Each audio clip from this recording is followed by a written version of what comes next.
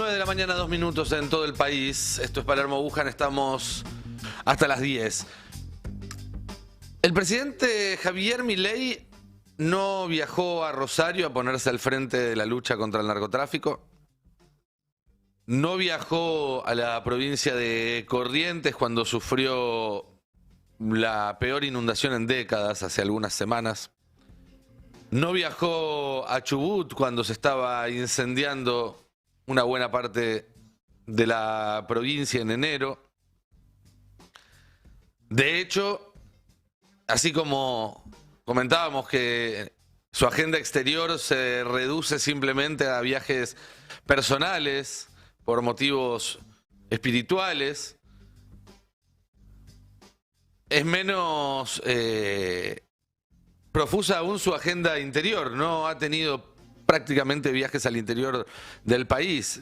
Estuvo una vez en Corrientes, pero para participar de una charla libertaria. Estuvo una vez en la Antártida y ahora en Tierra del Fuego. Es curioso que haya visitado 2 veces el territorio más austral de la Argentina. Suele decirse que hay que separar las formas del fondo, pero muchas veces las formas y el fondo nos dicen una misma cosa. Y sobre todo en diplomacia las formas son parte del fondo. El medio, parafraseando a McLuhan, es el mensaje. Y si repasamos las formas ya nos encontramos con cuestiones que llaman poderosamente la atención. Javier Milei, un presidente que, insisto, no suele moverse fuera de su oficina en la Casa Rosada, su oficina en la Quinta de Olivos, que no suele recorrer el país, ni mucho menos, se tomó un avión que después de 4 horas de vuelo aterrizó en la base de la Fuerza Aérea en Río Gallegos, Santa Cruz, donde abordó otro avión, un Hércules, que lo llevó a Tierra del Fuego, donde llegó pasada la medianoche a participar de un acto que se hizo fuera de agenda con la generala Laura Richardson, la generala de las Fuerzas Armadas de Estados Unidos, a cargo del Comando Sur. Es desde ya muy poco habitual y contrario a cualquier protocolo que el presidente de una nación soberana haga semejante viaje para reunirse con una figura militar de segunda línea en el organigrama del gobierno de los Estados Unidos.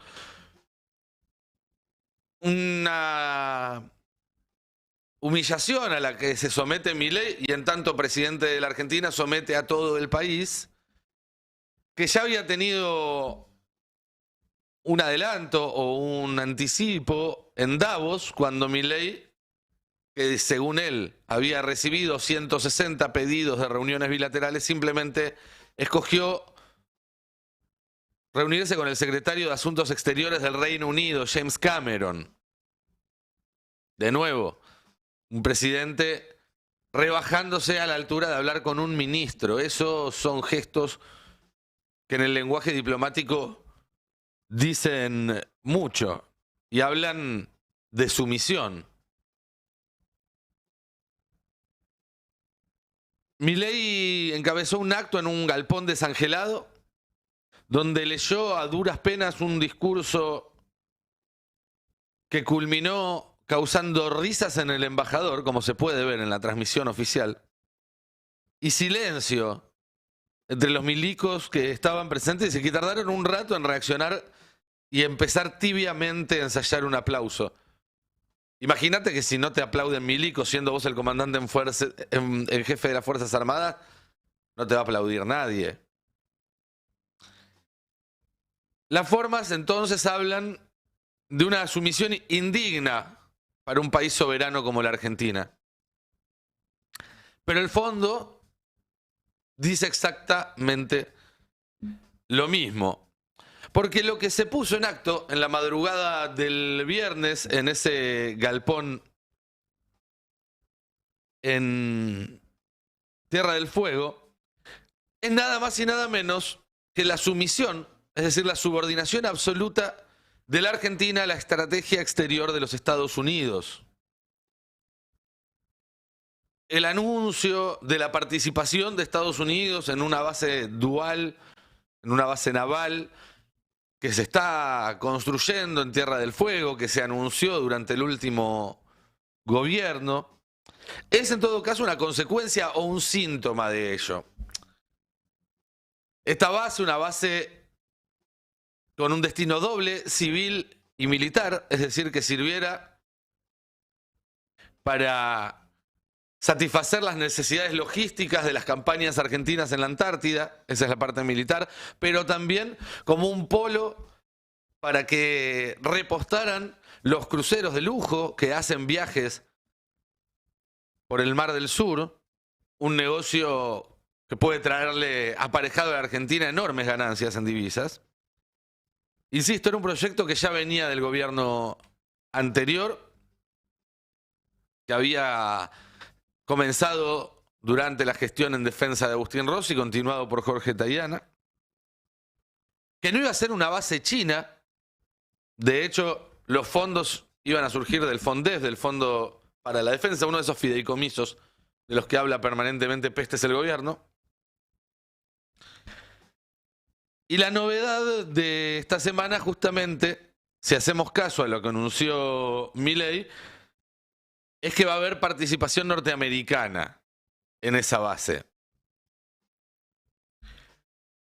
Hay que ver de qué se trata esa participación, si es solo financiamiento, si va a haber algún tipo de actividad militar norteamericana en esa base. Esto tiene que pasar por el Congreso de la Nación y por la legislatura de Tierra del Fuego, cuyo gobernador no fue ni siquiera notificado de este viaje y de esta visita. Pero, insisto, tengo mis serias dudas sobre hasta dónde se va a involucrar Estados Unidos en esto, porque uno podría pensar que Estados Unidos, más que interesarle tener un polo logístico en Tierra del Fuego, ya tiene uno en las Islas Malvinas, a pocos kilómetros de ahí, de la mano de Gran Bretaña. Lo que les preocupa es que haya un puerto allí que ellos no puedan controlar. No porque vaya a ser de China, porque, insisto, esa es una fake news. En ningún momento la idea era que este puerto lo construyera China. Sí hubo, en todo caso, algún tipo de contacto entre China y el gobierno de Tierra del Fuego para financiar la construcción de una parte de ese complejo, pero que fue algo dado de baja ya hace bastante tiempo. Pero claro, si hubiera un puerto logístico, un polo logístico a cargo de la Armada Argentina y donde Estados Unidos no tuviera ningún tipo de incidencia, China podría utilizarlo a través de un convenio, como podría utilizarlo cualquier otro país que firme un convenio con la Argentina, y Estados Unidos no podría decir nada al respecto. Y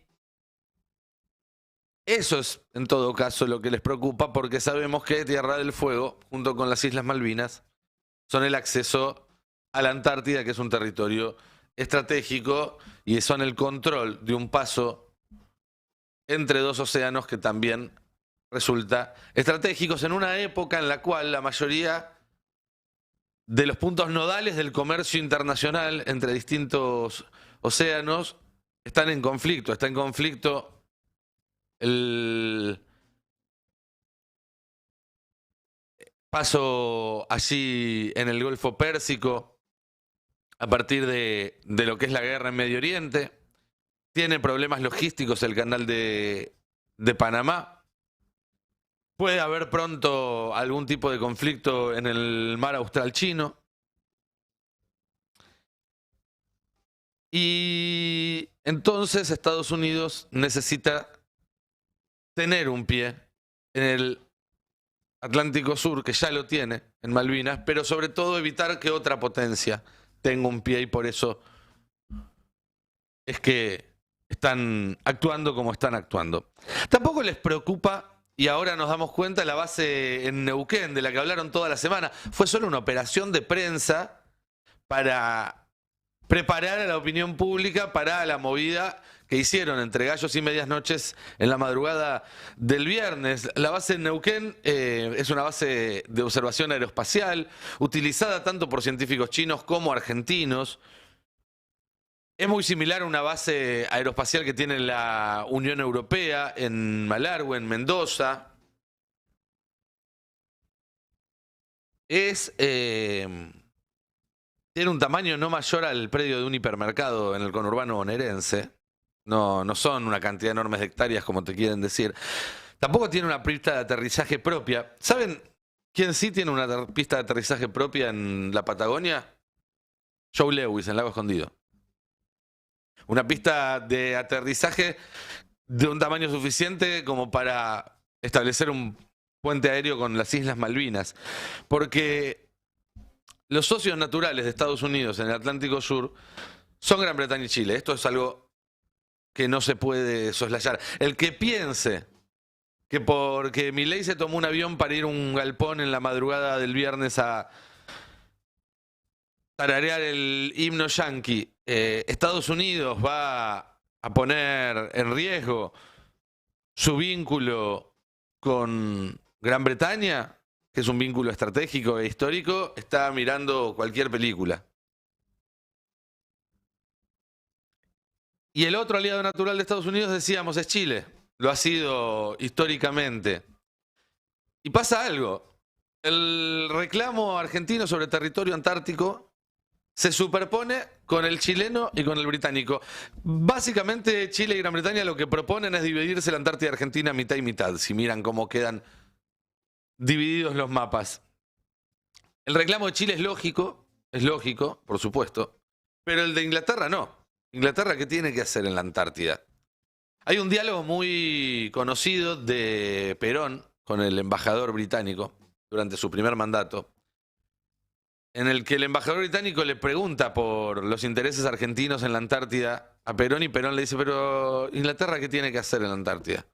Y el embajador británico dice, bueno, tenemos proyección Antártida a partir de nuestra presencia en las Islas Malvinas. Y Perón le dice, ¿sabe qué? Me hace acordar ese hombre que un día me robó un perro y al día siguiente vino a casa a pedir por el collar. Hay que entender que el vínculo estratégico entre Estados Unidos y Gran Bretaña pasa por el reclamo británico sobre la Antártida, y que ese británico está atado a la soberanía británica de las Islas Malvinas. Entonces, no, Estados Unidos no va a hacer nada que perjudique la presencia británica o la soberanía británica en las Islas Malvinas. Va en contra de su propia supervivencia. Y en un rato vamos a volver a este tema. Entonces, creo que hay que empezar a hacerse las preguntas adecuadas. Porque, evidentemente, y a pesar de venir de décadas en las que las condiciones económicas, sociales y políticas en el país se fueron deteriorando, Argentina sigue teniendo un interés geopolítico central, sigue siendo un país importante. Aunque Milei te quiera hacer creer lo contrario, la Argentina es un país importante. Y el interés tanto de China como de Estados Unidos en la Argentina da cuenta de eso. Y por supuesto que son intereses que están basados en la agenda propia de cada uno de ellos. Ni Estados Unidos ni China se aproximan a la Argentina de forma desinteresada. Eso no existe en las relaciones internacionales.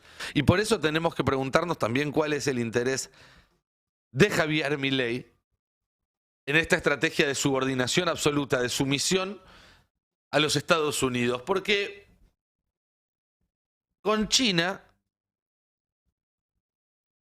los intereses son bastante transparentes. Uno podrá estar más o menos de acuerdo, pero queda bastante claro qué es lo que busca China de la Argentina y de otros países de América Latina. Todo está escrito además en acuerdos públicos, muchos de ellos que pasaron por el Congreso, pero además está muy claro qué ofrece a cambio.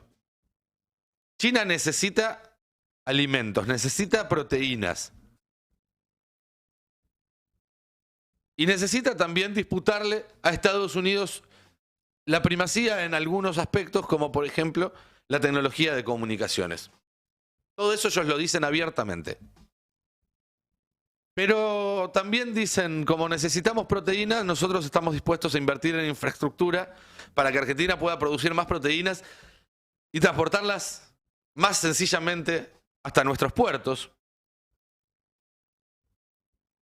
Y entonces financian obras estratégicas, abren líneas de comercio exterior, que en el largo plazo son de mutuo interés de ambos países, hasta aceptan cierta transferencia de tecnología y la integración a través de los BRICS en un bloque multilateral en el cual Argentina tiene mucho para ganar. De Estados Unidos sabemos cuáles son sus intereses, no porque aparezcan escritos en acuerdos que pasan por el Congreso, sino porque los dicen, como escuchamos a la propia generala Richardson, por ejemplo, hablando sobre el interés en los recursos naturales de la Argentina. O porque los dan a entender, sin decirlo, como esta presencia tan llamativa en Tierra del Fuego. Son bastante más turbios, menos transparentes, pero además, no solamente tampoco sabemos qué se ofrece a cambio, porque aparentemente plata del FMI no va a haber, y si hubiera, sería la deuda más cara para los argentinos de la historia. Si es a cambio de algunos aviones y pertrechos militares, aún peor. Sino que además nos pide más cosas, como si Argentina tuviera que seguir demostrando a través de pleitesía ese alineamiento automático, esa subordinación. Nos pide, por ejemplo, que dejemos de lado cualquier tipo de ayuda que nos da China. Y eso significa para la Argentina, al contrario de lo que propone China, menos comercio, porque ellos hasta para comprarnos limones nos piden 82 sellos, menos obras estratégicas, estamos frenando el plan nuclear, que en parte se hacía con financiamiento chino, menos transferencia de tecnología, menos integración, y eso significa menos autonomía, es decir, volverse más dependientes de esta relación a la cual nos está condenando el presidente argentino. Es más, ayer en una entrevista con Infobae, Richardson habló sobre el peligro del fentanilo en la Argentina. Tenemos otros peligros en la Argentina y ojalá nunca tengamos que preocuparnos por el fentanilo en la Argentina. Pero ¿por qué habla Richardson de esto? Porque parte también de lo que propone Estados Unidos para la Argentina es que nuestras Fuerzas Armadas se dediquen a luchar contra el narco. Y eso implica, como ya hablamos muchas veces, replegarse de sus actividades en el ámbito de la defensa de la soberanía. Básicamente, van a construir el puerto en Ushuaia y después, en vez de operarlo la Armada Argentina, que a lo mejor le dan lanchas para que persigan narcos por ahí, lo van a operar ellos. Si Estados Unidos pone efectivamente un pie en Tierra del Fuego, sería un daño irreparable para la soberanía argentina y diría casi una renuncia absoluta a cualquier reclamación por la soberanía y el control del Atlántico Sur. Pero no queda ahí el riesgo del camino al cual nos está llevando Javier Milei. Porque además nos está haciendo formar parte de una guerra que no nos corresponde. Decíamos hace un rato, la noticia de esta semana no es la base, en todo caso es un accesorio o una consecuencia. La noticia de esta semana es que Milei tercerizó la soberanía argentina a partir de una sumisión absoluta al gobierno de los Estados Unidos. Y al hacer eso tomó partido en un conflicto que está muy fuera del alcance de la Argentina y que además se está acelerando a un ritmo vertiginoso, echando por tierra más de un siglo de historia de neutralidad de Argentina, que no fue roto ni siquiera por la dictadura en lo más arduo de la Guerra Fría, y dejándonos absolutamente vulnerables, insisto, sin decirnos a cambio de qué, sin ganar nada a cambio, al menos no públicamente. Mientras la guerra en Europa, en Ucrania, está lejos de concluir, por el contrario, como venimos contando acá desde hace varias semanas, el involucramiento de la OTAN parece cada vez más inevitable. Esta semana, Anthony Blinken, el secretario de Estado, el hombre fuerte de las relaciones exteriores de Estados Unidos, dijo que Ucrania va a ser parte de la OTAN. Y también dijo, en un encuentro con sus pares europeos, que la ayuda que está dándole China a Rusia en el marco de la guerra en Ucrania está aumentando a una escala preocupante. Esto fue hace 24 horas. Blinken es una de las dos personas más poderosas en la administración Biden después del presidente. La segunda es la secretaria del Tesoro Janet Yellen, que se encuentra en Guangzhou, en China, en una visita. Se reunió con el número 2 de Xi Jinping, con He Lifeng, y en esa reunión, en términos muy similares a los de Blinken, habló sobre consecuencias significativas para China si profundizaba su colaboración con Rusia. Dijimos también que la situación en Medio Oriente es un polvorín y que probablemente en las próximas horas haya ataques directos de Irán a Israel, de Israel probablemente a Irán, y por qué no de Irán a Estados Unidos, a posiciones de Estados Unidos en Medio Oriente, y de Estados Unidos directamente a territorio iraní, algo que hasta ahora no había pasado nunca, era la línea roja que ningún conflicto en Medio Oriente había cruzado.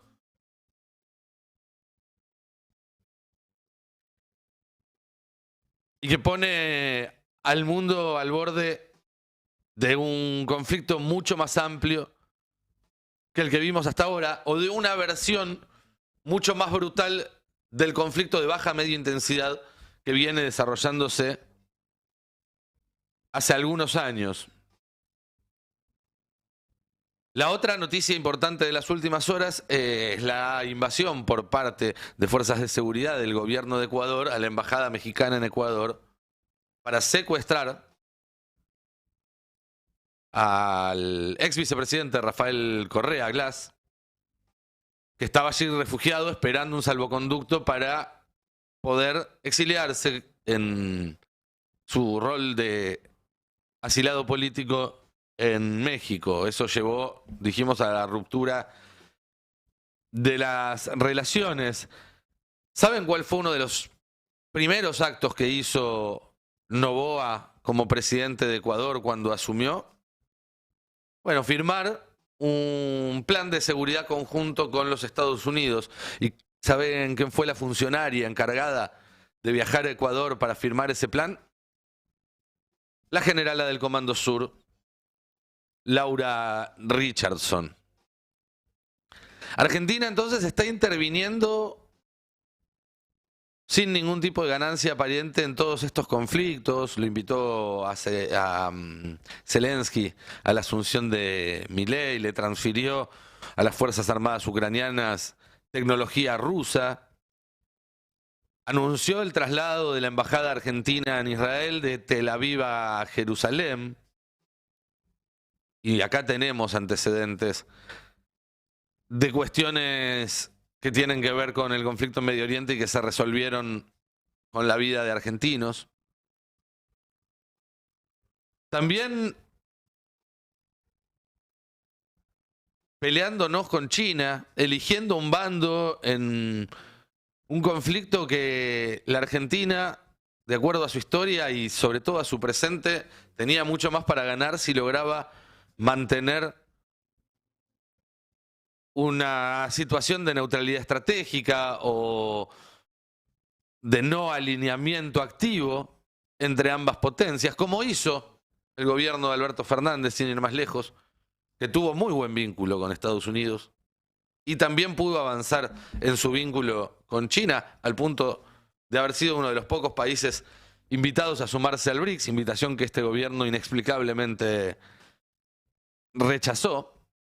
Una relación con China que ya está muy dañada y que puede seguir deteriorándose si, por ejemplo, se cumple la amenaza del gobierno de permitir que Estados Unidos tome conocimiento de cuestiones que suceden en la base aeroespacial de Neuquén.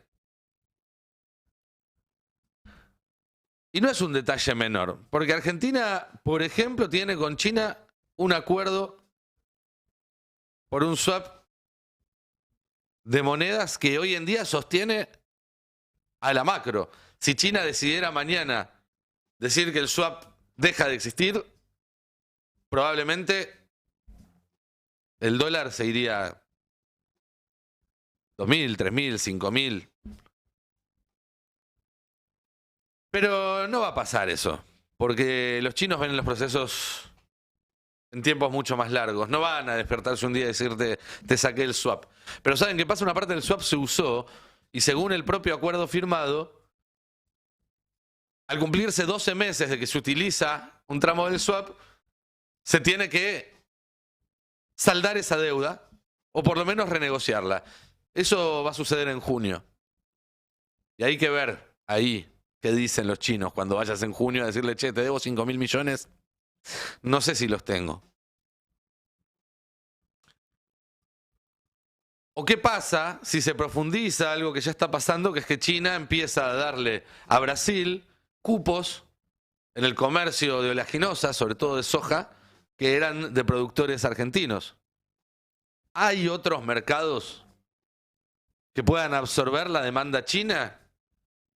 Bueno, podría haberlos, pero ¿cuáles son? ¿Los países árabes con los que te estás peleando por respaldar absolutamente a Israel?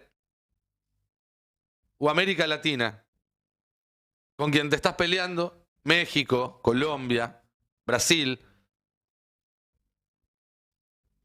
porque según vos son todos comunistas con los que no hay que negociar.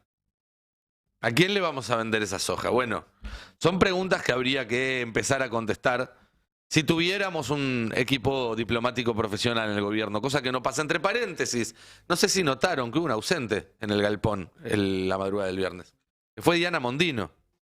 Claro, a Mondino la dejan hacer lío en otros temas, pero en los que les importa, como la relación con Estados Unidos, la corren porque saben que no sirve para nada.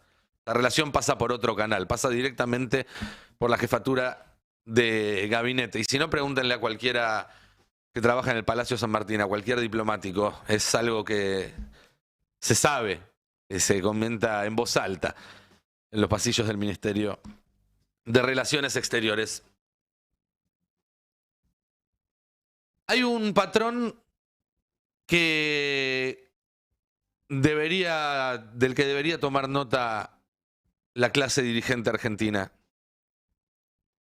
Hace 2 semanas estábamos hablando de un gobierno que ponía en cuestión el compromiso de esta Argentina con la democracia, a partir de una reivindicación de los crímenes de la última dictadura.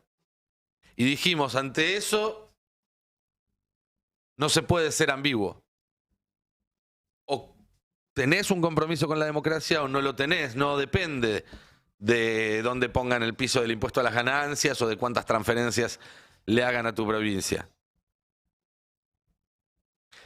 Una semana más tarde, hace 7 días, planteábamos un gobierno que estaba pasando la motosierra por las capacidades estratégicas del Estado Nacional. y dijimos lo mismo. Cuando la pregunta es si vamos a ser un país con universidad pública o sin universidad pública, si vamos a ser un país con un plan nuclear o sin un plan nuclear, si vamos a ser un país con desarrollo científico o sin desarrollo científico, si vamos a ser un país con presencia estatal en todo su amplio territorio o no, son preguntas que solamente admiten respuestas absolutas.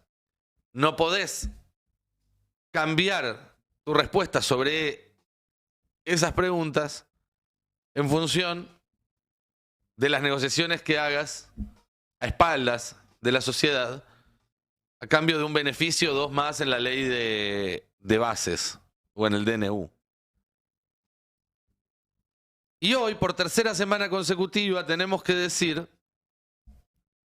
que este gobierno nos plantea otra pregunta, que es, ¿queremos que Argentina sea un territorio de paz, que se mantenga al margen de los conflictos que ponen al mundo al borde de una nueva guerra de alcance global, a través de un ejercicio pleno de la soberanía sobre todo el territorio, o no? Y esa pregunta, como las anteriores, tampoco admite medias tintas. No podés decir, estoy de acuerdo de que Argentina sea un territorio de paz y soberano si el gobierno no me transfiere tal o cual caja jubilatoria, pero si me la transfiere puedo hacer la vista gorda sobre este tema. Porque son cuestiones, la democracia, las capacidades del Estado Nacional y la soberanía nacional que se está poniendo en juego a partir de un acto hecho a la 1 de la madrugada, casi con vergüenza, a espaldas del pueblo. No podemos convertir esa decisión en una moneda de cambio. No podemos convertir esa definición en parte de un regateo. Hay que plantarse claramente para mostrar que el modelo de país que queremos para la Argentina es exactamente el contrario al que está llevando adelante esta administración.